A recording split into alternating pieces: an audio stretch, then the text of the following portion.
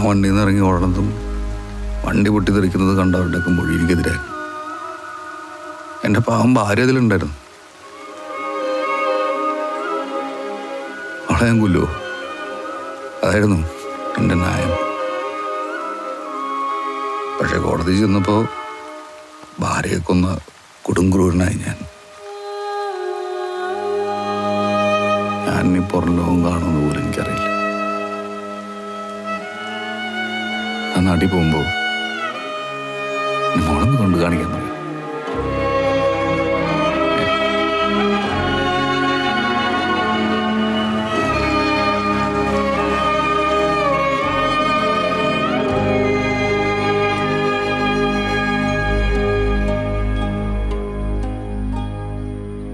കുട്ടിയെ വേണമെങ്കിൽ കൊണ്ടോക്കോ, പിന്നെയും കൂടി തിരിച്ചു കൊണ്ടുവരണ്ട. അല്ലെങ്കിലും ഇതിനൂടെ വളർത്താനൊന്നും പോകുന്നില്ല. ഏതെങ്കിലും എത്തിങ്കാനെ കൊണ്ടാക്കും. അവൻ ചെയ്തതിന് ഈ കൊച്ചിനോട് പകരം വീട്ടുകയൊന്നുമല്ല. ഇതിനെ കാണുമ്പോ ഓരോന്ന് ഓർമ്മ വരിക. മറ്റവന്റെ കൂട്ടുകാരനാ, വേറൊരു ജയിൽ പുള്ളി. അയ്യോ, ഞാൻ ക്രിമിനലല്ല, കരുതൽ തടങ്ക. അല്ല, കരുതൽ മധുരം വേണ്ട. അല്ല, എനിക്ക് ഷുഗറിന്റെ കംപ്ലൈന്റ് ഒന്നുമില്ല. മധുരം എനിക്ക് ഓക്കെയാണ്. ചായ വേണ്ട എന്നാണ് പറഞ്ഞത്. ആണല്ലേ? ഞാൻ ചുമ്മാ ഒരു ചായ കുടിക്കാന്ന് വിചാരിച്ചു, അത്രേ ഉള്ളൂ.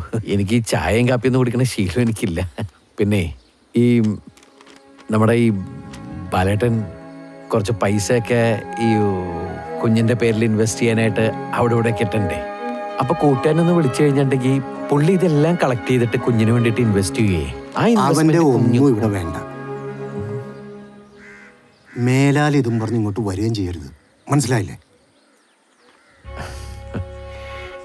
ഇങ്ങനെയൊക്കെ പറയുമെങ്കിലും എനിക്കറിയാം ഇക്ക ആളൊരു നിഷ്കുവാണ്.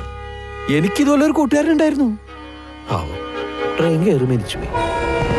ഒരു സെക്കൻഡ് ഷോ കഴിഞ്ഞ് വരുന്ന സമയത്ത് എനിക്ക് എപ്പോഴും നിങ്ങളുടെ ആലോചിക്കുമ്പോ എൻ്റെ അമ്മേ, ട്രെയിൻ ഇടിച്ചിട്ടേ കാല് വേറെ കൈ വേറെ, തല പാതി വെച്ച്.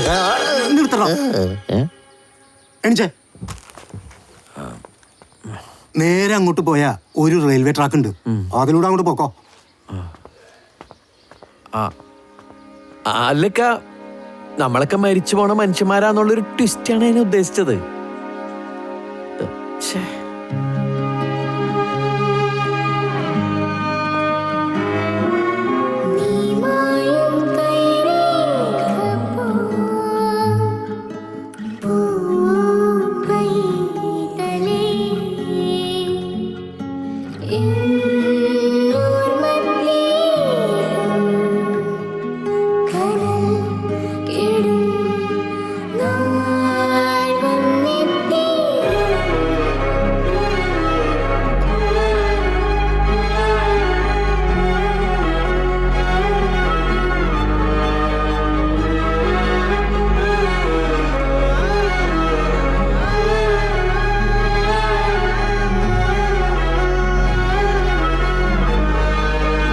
വധശിക്ഷ സുപ്രീം കോടതി ശരിവെച്ചു. നേരത്തെ ഹൈക്കോടതിയും വിധി ശരിവെച്ചിരുന്നു. അന്ന് ബസ് സ്റ്റാൻഡിൽ നിന്നും യാത്ര പുറപ്പെടുന്നതിന് മുൻപ് ബസ്സിൽ കയറുന്നവരുടെ CCTV ദൃശ്യങ്ങളാണ് ഇപ്പോൾ നിങ്ങൾ കണ്ടുകൊണ്ടിരിക്കുന്നത്. അന്ന് സ്ഫോടനത്തിൽ ബസ്സിലുണ്ടായിരുന്ന മുഴുവൻ യാത്രക്കാരും കൊല്ലപ്പെട്ടിരുന്നു. സ്ത്രീകളും കുട്ടികളും അടക്കം 49 പേരാണ് സ്ഫോടനത്തിൽ കൂടുതൽ വിവരങ്ങളുമായി ഞാനെന്ന് പറഞ്ഞില്ലേ മുംബൈയിലുള്ള ടെററിസ്റ്റ് ഗ്രൂപ്പിനെ കുറിച്ച്, അതിനകത്തുള്ളതാ ഇവൻ. പക്ഷെ ഇത് വർഷങ്ങൾക്ക് മുമ്പുള്ള കേസല്ലേ? അപ്പൊ എങ്ങനെയാ ഇവ അവിടെ? ഇതതുപോലത്തെ വേറെ ആരെങ്കിലും ആയിരിക്കുന്നേ? അല്ലല്ല, ഇതവൻ തന്നെയാ. സത്യവാ, നമുക്ക് നമ്മുടെ പണി ചെയ്യാം.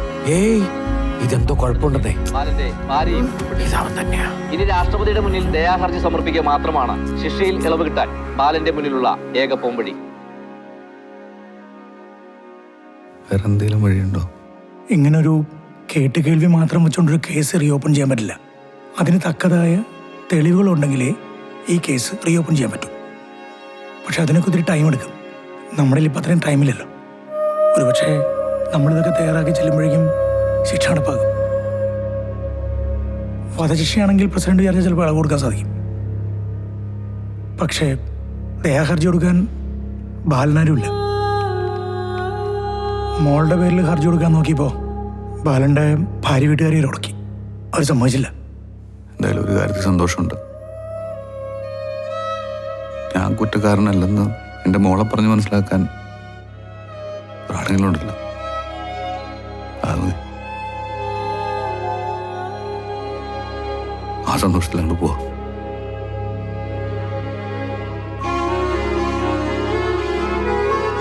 എന്ന് പോകട്ടെ. ബാലേട്ടാ.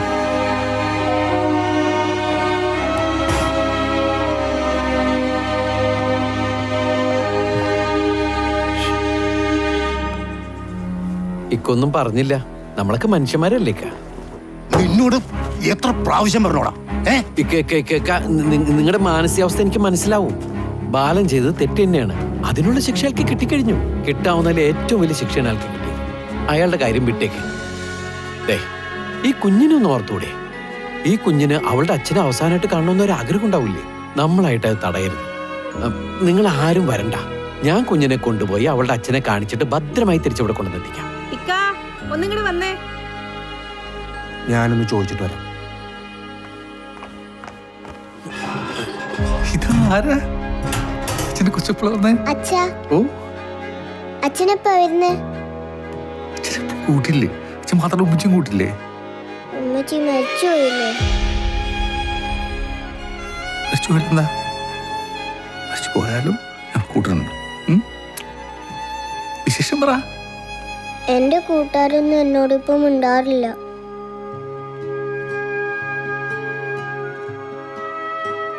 കൊച്ചു സ്കൂളിൽ പോകുമ്പോ അച്ഛൻ്റെ പേര് പറഞ്ഞാൽ കളിയാക്കും. അതൊന്നും കിട്ടേണ്ട കൊച്ചു വേദനിക്കണ്ടട്ടാ. അച്ഛനൊന്നും ചെയ്തെന്ന് കൊച്ചിനറിയാലോ. അറിയില്ലേ? അപ്പൊ ചിലപ്പോൾ എത്തിങ്ങാനല്ലാക്കും. പിള്ളേർക്ക് പഠിച്ചവൻ കൂട്ടിനുണ്ടാവും.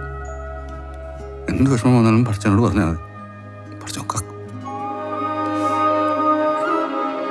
ചിരിച്ചേ. അച്ഛ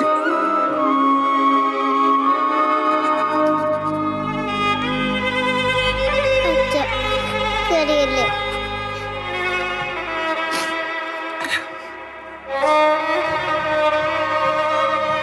സത്യ നോക്കുന്നു വാങ്ങിച്ചോളൂ.